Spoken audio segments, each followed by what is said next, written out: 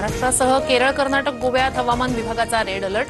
महाराष्ट्रातील काही भागात अतिवृष्टी सदृश ते अतिमुसळधार पाऊस पडण्याचा अंदाज. मध्य महाराष्ट्र आणि कोकणात विजांच्या कडकडाटासह पावसाचा इशारा.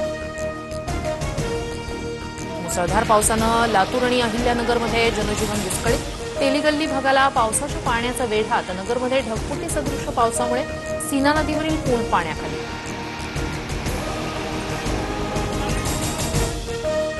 बीड, जालना, वाशिम, नांदेड, सोलापूरला जोरदार पावसाचा फटका. बार्शी तालुक्यातील तडवळे गावात घरांची पडझड. तर अनेक ठिकाणी केळी, संत्रा बागेसह कांदा पिकाचंही मोठ्या प्रमाणात नुकसान.